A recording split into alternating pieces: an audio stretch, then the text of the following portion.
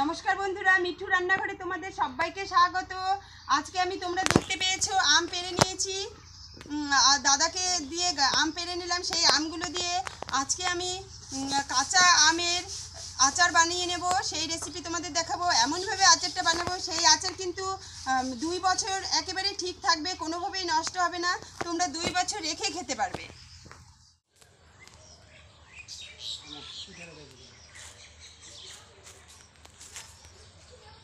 দাদা এইদিকে দেখাও, মুখ দেখাও। এখন উঠো।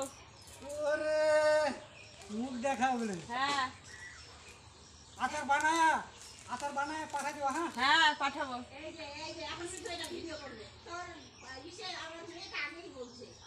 যদি না বানাও দেখবা। হ্যাঁ দেখো বন্ধুরা, আমি গাছ থেকে আম পেড়ে নিচ্ছি, দাদাকে উঠিয়ে দিয়েছি, আম পেড়ে দিবে এখন।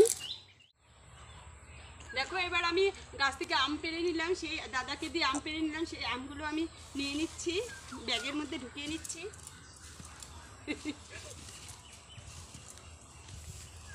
কথা বলা যাবে? অনেক আম, দেখো কত সুন্দর বড় বড় আম।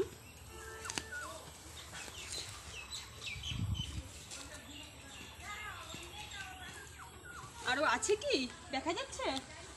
এটা এখন আমি বাটির মধ্যে দিয়ে দেবো। সুন্দর করে মাখানো হয়ে গেছে, দেখো তোমরা।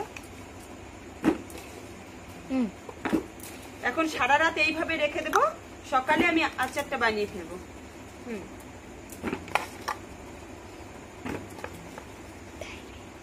ঢাকা দিয়ে রেখে দেবো আমি দুটোকেই। আমি এখন সুন্দর করে ঢাকা দিয়ে রেখে দেবো। যে জলটা বেরোবে সেই জলটা আমি ফেলে দিয়ে সকালে আচার বানাবো।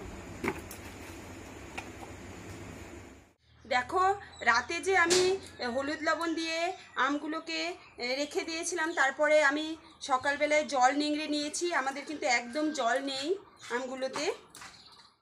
আমের মোরব্বা বানানোর জন্য যেসব উপকরণগুলো লাগছে সেগুলো একবার দেখে নেই। আমটা তো আমি সেদ্ধ বসিয়ে দিয়েছি, তোমরা দেখতে পেলে। এবার মেন উপকরণ হলো চিনি। এটা কিন্তু আমি চিনি দিয়ে করব, তোমরা চাইলে গুড় দিয়েও করতে পারো। আর এই যে তেল লাগবে, সরষের তেল লাগবে, খুব বেশি লাগবে না, সামান্য লাগবে। কয়েকটা শুকনো লঙ্কা লাগছে, লবণ লাগছে, আর এই যে মৌরি লাগছে, 5 ফোড়ন লাগছে, আর এই যে কালো সর্ষে 2-4টে লাগছে, আর ধনিয়া, আর এই যে অল্প রাঁধুনি লাগবে।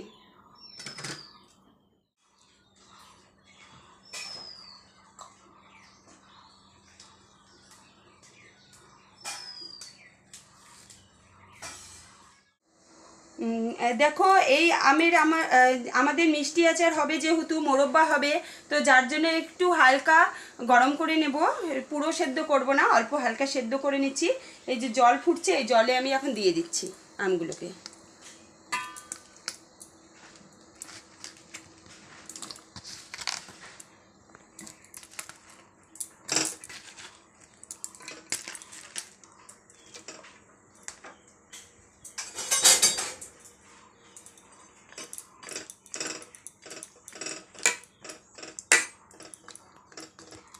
এটা কিন্তু 5 মিনিট রাখবো না, এটা 2 মিনিট পরেই আমি ঢাকনাটা খুলে দেবো। এখন ঢেকে দিচ্ছি।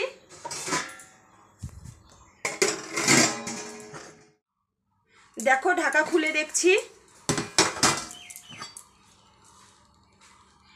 হ্যাঁ হয়ে গেছে, কিন্তু খুব সেদ্ধ করবো না যেহেতু বলেছি। 2 মিনিট পরে ঢাকা খুলে দেখলাম।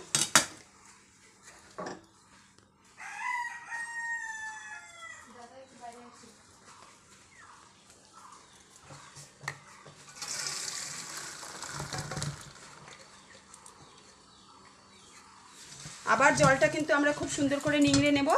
আমে কিন্তু কোনোভাবেই জল থাকা চলবে না।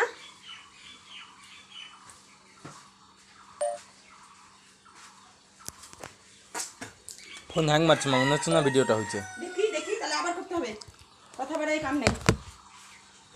এই যে দেখো ডিস্টার্ব দিছি। দেখো আমরা যে আমটাকে নিংড়ে নিয়েছি, তারপরেও এই ঝুড়িতে রাখার পরে ফ্যানের হাওয়া দিয়ে নিচ্ছি, একেবারেই জলে যেন জল না থাকে। দেখো একেবারে আম শুকিয়ে গেছে। 2 মিনিট ফ্যানের হাওয়া দিলে একেবারে জল কিন্তু নিংড়ে গেছে আমাদের আমের থেকে। দেখো এই সমস্ত মশলাগুলোকে কিন্তু আমি খালি কড়াইয়ে একটু ভেজে নেব হালকা করে। আমি কিন্তু নুনটাও কিন্তু ভেজে নিচ্ছি, কারণ নুনের মধ্যে যে জলটা থাকে তাহলে কিন্তু সেই জলটা থাকবে না, আর আচার কোনোভাবেই নষ্ট হওয়ার সম্ভাবনা থাকে না।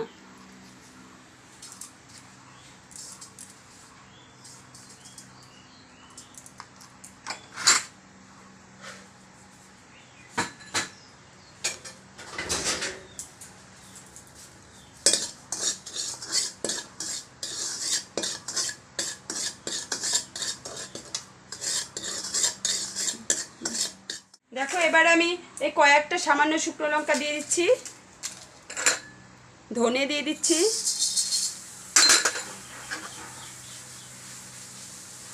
মৌরি দিয়ে দিচ্ছি। এগুলো সুন্দর করে নেড়ে নেড়ে আমি ভেজে নেব।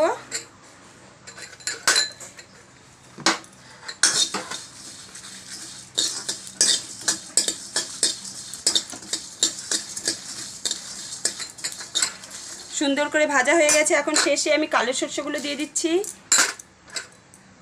রাঁধুনিগুলোও দিয়ে দিচ্ছি।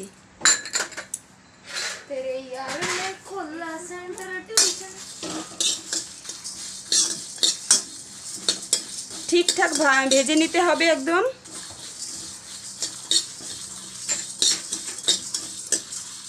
দেখো ভাজা আমাদের হয়ে গেছে, সুন্দর কালার চলে এসেছে। হ্যাঁ দেখো ভাজা মশলাগুলো আমি সুন্দর করে ভেজে নিয়েছি, আর সেই মশলাগুলোকে আমি এখন শিলপাটার মধ্যে বেটে নিচ্ছি। পুরোপুরি পিস করব না, হালকা আধা বাটা হয়ে গেলেই হয়ে যাবে আচারের মশলা যেহেতু। দেখো আমি মশলাগুলোকে সুন্দর করে বেটে নিচ্ছি, আধা বাটা করে নিচ্ছি।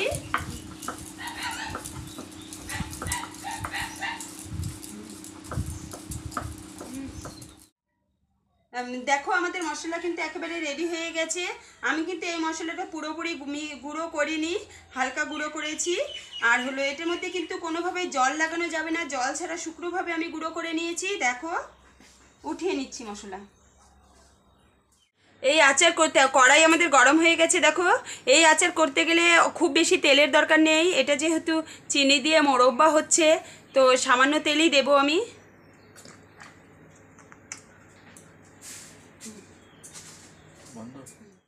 দেখো আমাদের তেল গরম হয়ে গেছে। দুটো শুকনো লঙ্কা সাম্বার দিয়ে দিচ্ছি, আর অল্প পাঁচ ফোড়ন দিয়ে দিচ্ছি। এবার আমি আমগুলোকে ছেড়ে দিচ্ছি, সেদ্ধ করা আমগুলোকে সামান্য ভেজে নেব, খুব বেশি ভেজে নেব না। আর ভেজে রাখা নুন অল্প দিয়ে দিচ্ছি।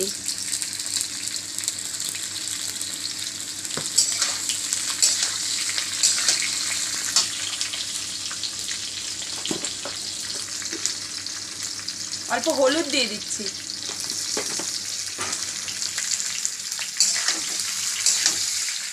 দেখো আমাদের এই আমগুলোকে খুব একটা বেশি ভেজে নেব না, ভাজা আমাদের হয়েই গেছে। নামিয়ে নিচ্ছি। কড়াইয়ে সামান্য জল দিয়ে দিচ্ছি, আর চিনি দিয়ে দেবো। এবার চিনিটা একটু বেশিই দেবো,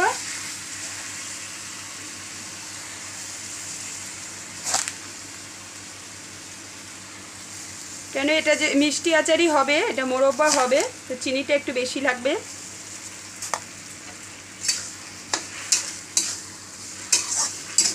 আর একটু দিয়ে দিই।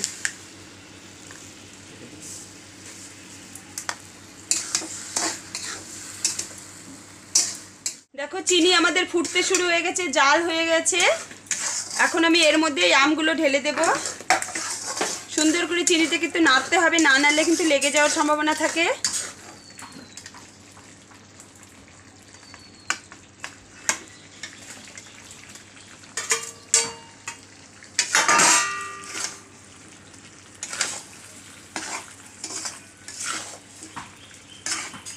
তোমরা দেখো, দেখতে বুঝতেই পারছো এখনো মশলা দেইনি, তবুও কতটা সুন্দর লাগছে দেখতে।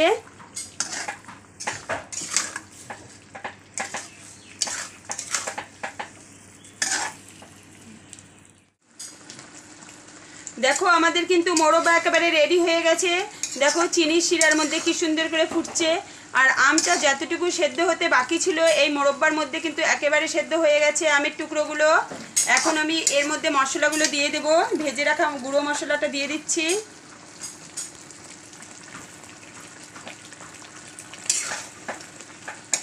ইস কি সুন্দর সেন্ট, সুগন্ধ বেরিয়ে গেছে।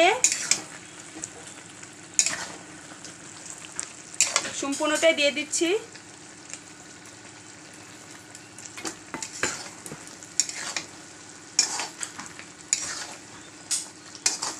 আমাদের কিন্তু একেবারে রেডি হয়ে গেছে। মশলা দিয়ে সুন্দর করে মিক্স করার পরে গ্যাসের ফ্লেম অফ করে দিব।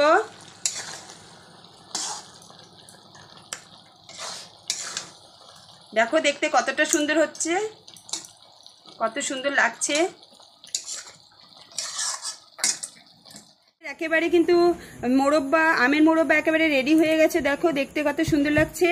এখন আমি এই কাচের বয়ামের মধ্যে ঢুকিয়ে নিচ্ছি। এই কাচের বয়াম কিন্তু একবারে শুকনো, আমি ধুয়ে সুন্দর করে শুকনো কাপড় দিয়ে এটাকে ভালো করে মুছে নিয়েছি। ভেতরটা জল কিন্তু কোনোভাবেই রাখা যাবে না, জলের মধ্যে জল কিন্তু একদম নেই, শুকনো। তো এর মধ্যে এখন আমি ঢুকিয়ে দিচ্ছি। আমাদের এই আমের মোরব্বা একেবারে রেডি হয়ে গেছে, আমি বয়ামের মধ্যে ঢুকিয়ে দিয়েছি। দেখো কত সুন্দর লাগছে। আর আমাদের এই আমের মোরব্বার রেসিপি যদি তোমাদের ভালো লেগে থাকে তাহলে আমাদের ভিডিওটাকে একটা লাইক আর চ্যানেলটাকে একটা সাবস্ক্রাইব অবশ্যই করে দিও। সবাই সুস্থ থাকবেন, ভালো থাকবেন, ধন্যবাদ।